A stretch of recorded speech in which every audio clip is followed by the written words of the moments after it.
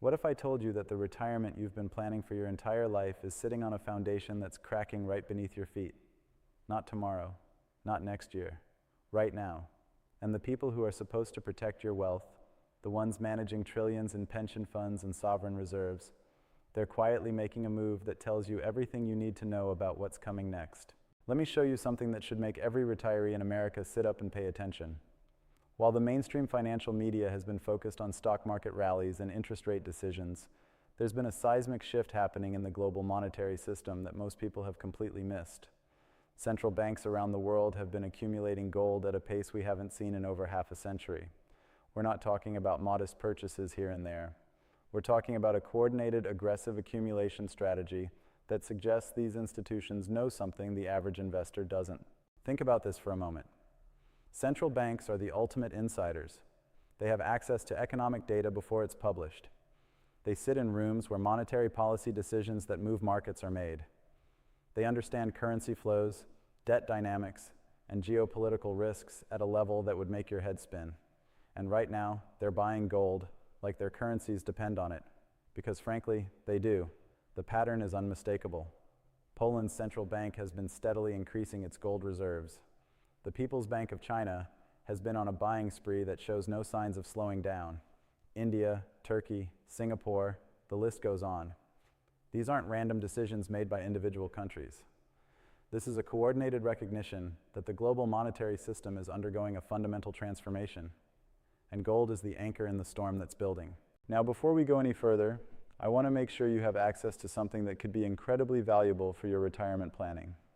I've put together a comprehensive free guide that breaks down the wealth protection strategies that thousands of American retirees are using right now to safeguard their hard-earned savings. It's in the description below. No cost, no obligation, just solid information that could make a real difference in how you approach the challenges ahead. Grab that while you're thinking about it, because what I'm about to share with you is going to connect a lot of dots. Let's talk about what's really driving this gold accumulation, because it's not just about inflation or economic uncertainty. Those are symptoms.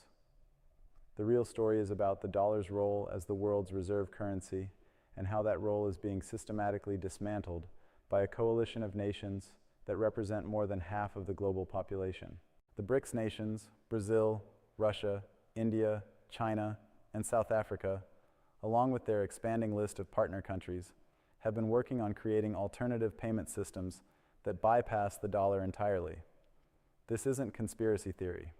This is documented policy. They've established currency swap agreements. They're settling trade in their own currencies. They're building infrastructure for a multipolar monetary system where the dollar is just one option among many, not the default choice for international commerce. Why does this matter for your retirement?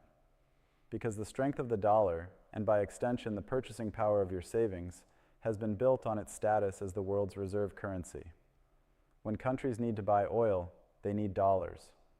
When they want to hold safe reserves, they buy dollar-denominated treasury bonds. This creates constant demand for dollars, which supports its value. But what happens when that demand starts to evaporate?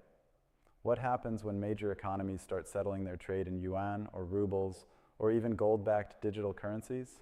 The answer is already playing out in the gold market.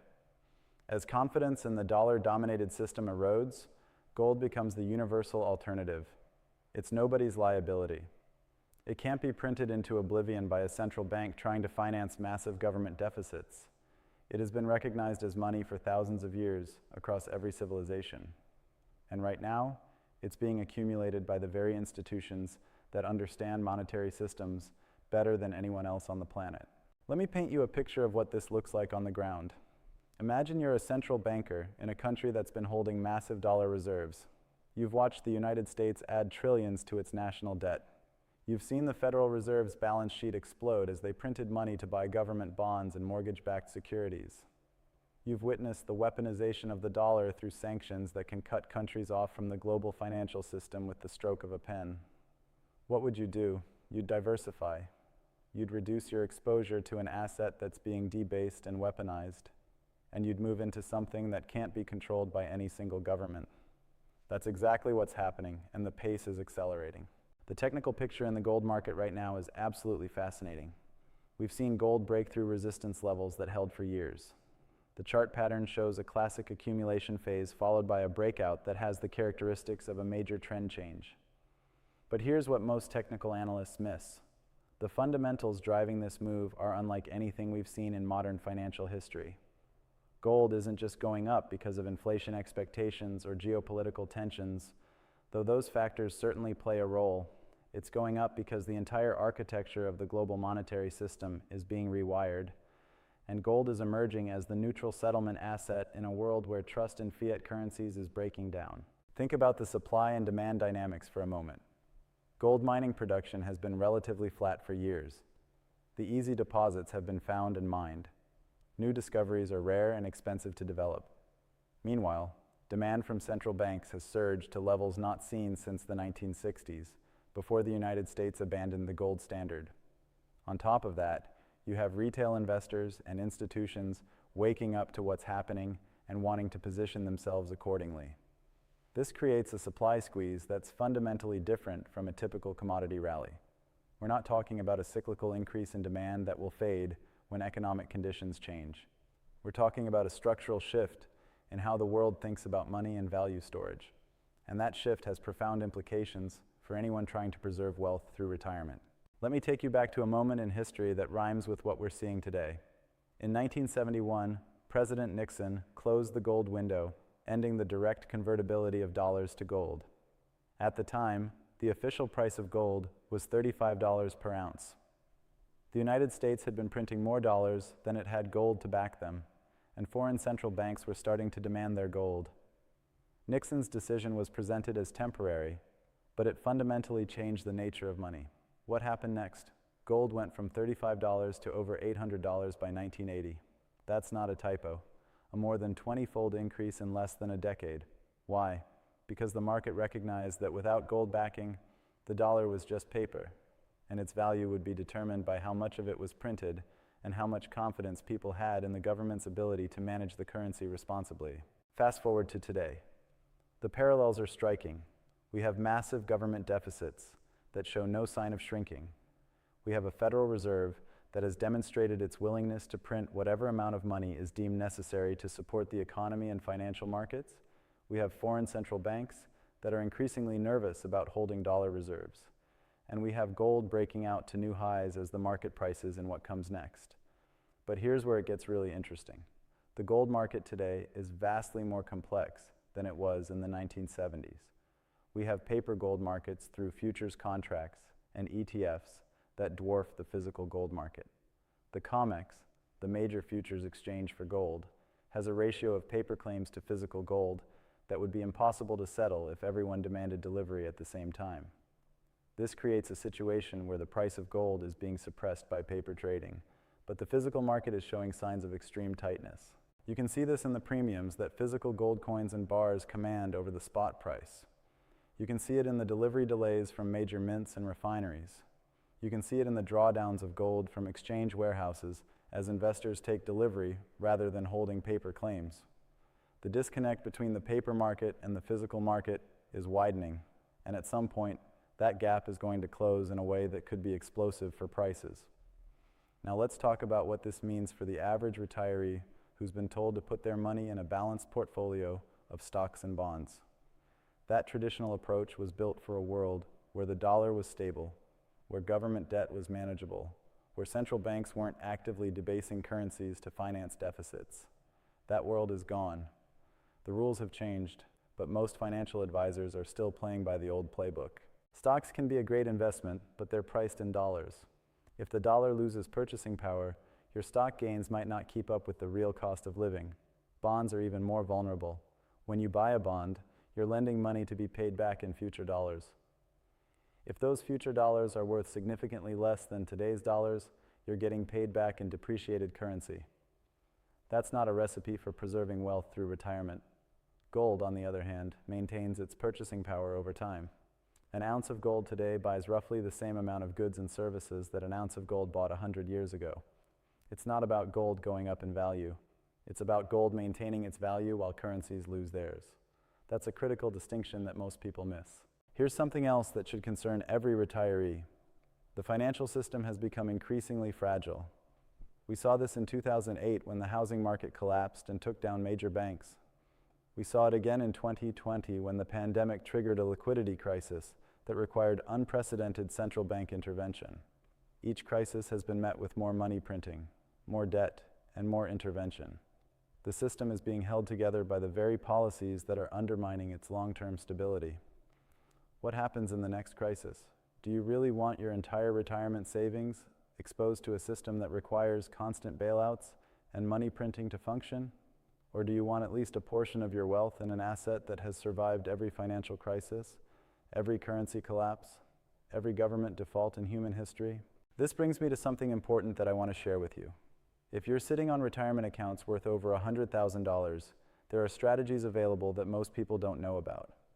Specifically, there are ways to hold physical gold inside your retirement accounts without triggering tax penalties. It's called a gold IRA, and it allows you to get the tax advantages of a traditional retirement account while holding an asset that's not dependent on the stability of the financial system or the value of the dollar. I've put together detailed information on how this works, the rules you need to follow, and the potential benefits for your specific situation. It's not right for everyone, but if you're concerned about the direction things are heading and you want to explore your options, this information could be incredibly valuable. You'll find it in the description below. No pressure, no sales pitch, just education on a strategy that thousands of retirees are using to protect their wealth from the exact scenarios we're discussing. Now let's get back to the market dynamics, because there's another layer to this story that's absolutely critical: the relationship between gold and silver. Throughout history, silver has been gold's monetary cousin. It's been used as money, as a store of value, and as an industrial metal. Right now, the gold to silver ratio, which measures how many ounces of silver it takes to buy 1 ounce of gold, has been extremely elevated compared to historical norms.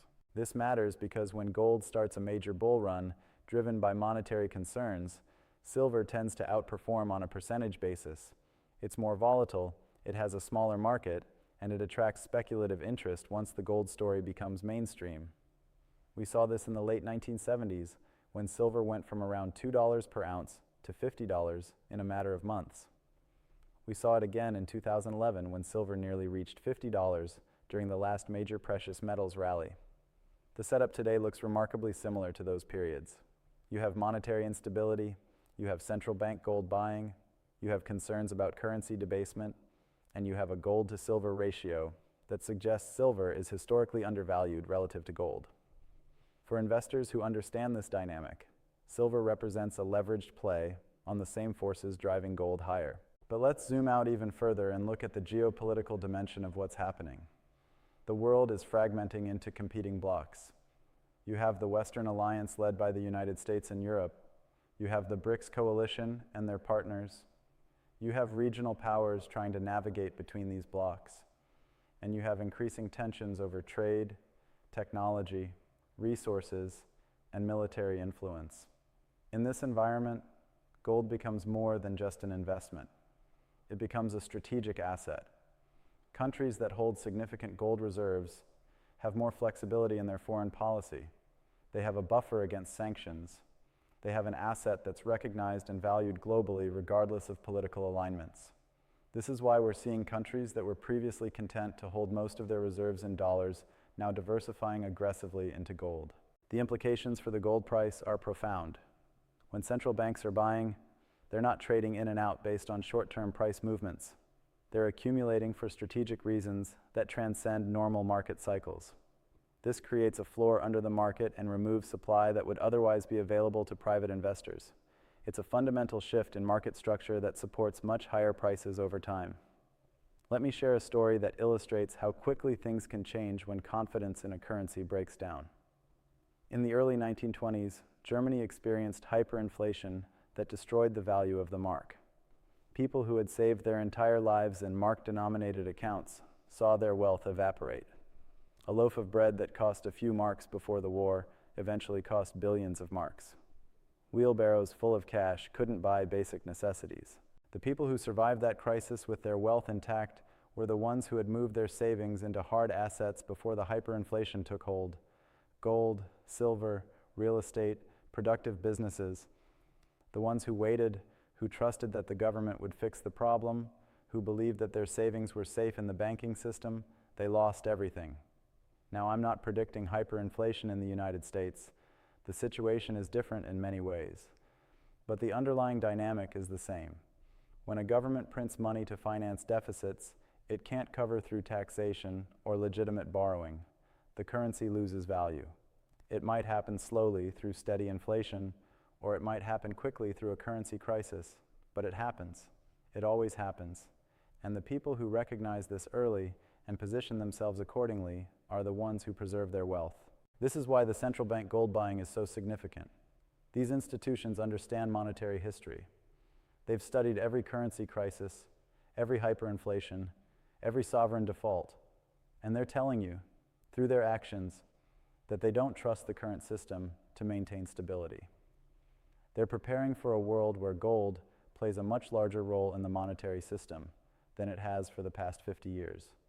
The technical analysts will point to chart patterns and resistance levels. The fundamental analysts will talk about supply and demand.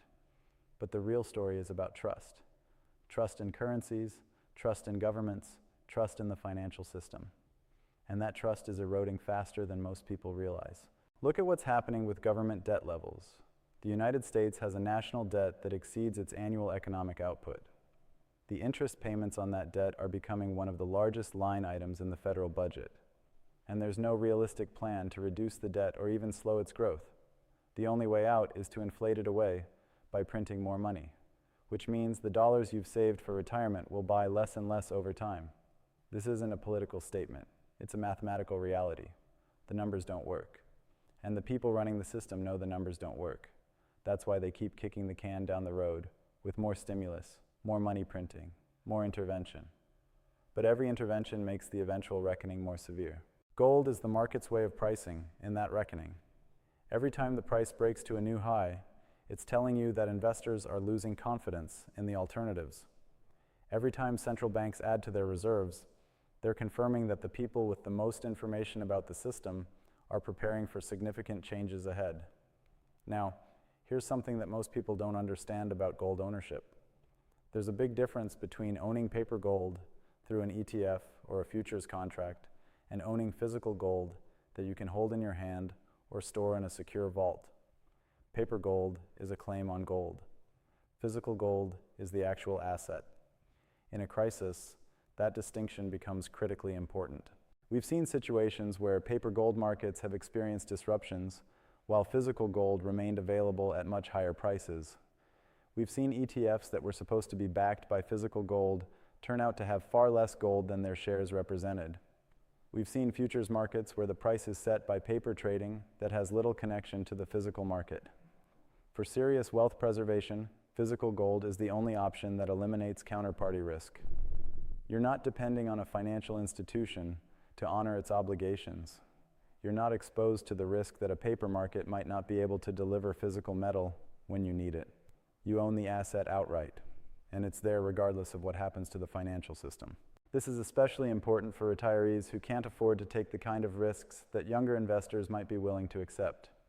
When you're living on a fixed income and you need your savings to last for decades, you can't gamble with paper promises. You need real assets that will hold their value no matter what happens in the markets or the economy. The gold market is also showing some interesting dynamics in terms of where the metal is flowing. We're seeing gold move from west to east, from the traditional financial centers in New York and London to vaults in China, India, and other Asian countries. This physical flow of metal tells you where the real demand is coming from and where the wealth is accumulating. It's a reversal of the pattern that dominated the 20th century, when gold flowed from east to west as Western economies grew and Eastern economies struggled. Now the East is rising, the West is dealing with debt and demographic challenges, and gold is moving to where it's most valued and most needed. This geographic shift in gold ownership has implications for how the metal is priced and traded. The traditional centers of gold trading are losing their dominance.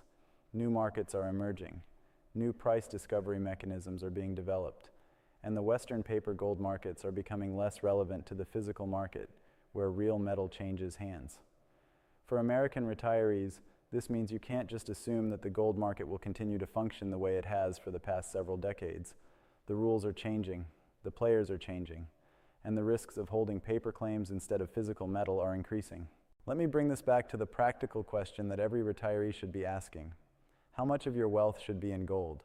There's no one-size-fits-all answer, but here's a framework to think about it. Gold is insurance. It's not an investment you expect to double or triple in a short period of time, though it certainly can during periods of monetary crisis. It's an asset you hold to preserve purchasing power when other assets are losing value. Most financial advisors who understand precious metals suggest allocating somewhere between 5 and 20% of your portfolio to gold, depending on your risk tolerance and your concerns about the financial system. That's enough to provide meaningful protection if things go wrong, but not so much that you're missing out on growth opportunities in other assets if the system muddles through. But here's the key. That allocation should be in physical gold or in structures like gold IRAs that give you ownership of physical metal held in secure storage. Paper gold might be fine for trading, but it doesn't provide the same level of protection in a real crisis. The time to make these decisions is before the crisis hits, not during it. When everyone is panicking and trying to buy gold at the same time, premiums spike, availability becomes limited, and you end up paying much more than you would have if you'd positioned yourself earlier. The central banks understand this. That's why they're buying now, while the market is still relatively calm and metal is available at reasonable prices. Think about what your retirement looks like in different scenarios.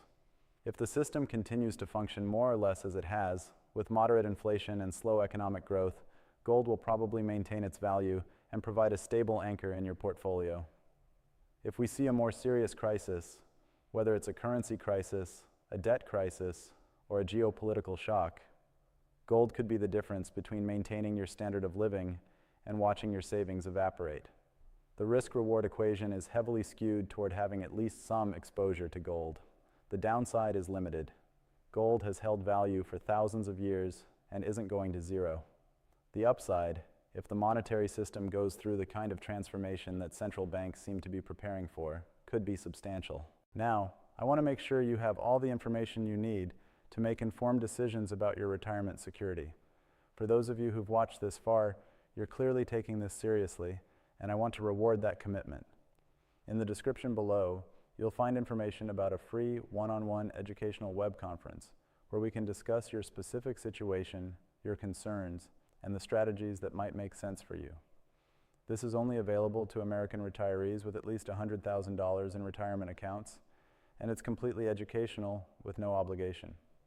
But the spots are limited, and given what we're seeing in the markets right now, I expect them to fill up quickly. If you mention that you watched this video all the way through, you'll get priority access. The bottom line is this: we're living through a turning point in monetary history. The system that's been in place since 1971, when Nixon closed the gold window, is breaking down. The dollar's role as the world's reserve currency is being challenged. Central banks are accumulating gold at a pace that tells you they see what's coming, and the price of gold is reflecting these fundamental changes in how the world thinks about money and value. For retirees, this isn't just an academic discussion. This is about whether your savings will maintain their purchasing power through your retirement years. It's about whether you'll be able to afford the lifestyle you've worked your entire life to achieve. It's about protecting what you've built from forces that are largely outside your control. The good news is that you have options. You can diversify into assets that aren't dependent on the stability of the dollar or the financial system. You can position yourself the same way that central banks and sophisticated investors are positioning themselves.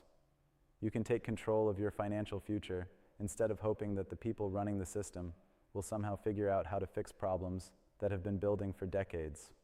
The choice is yours. You can ignore what's happening and hope for the best. Or you can recognize that the turning point is now, that the warning signs are flashing, and that the time to act is before the crisis, not during it. The central banks have made their choice. They're buying gold. The question is, what are you going to do?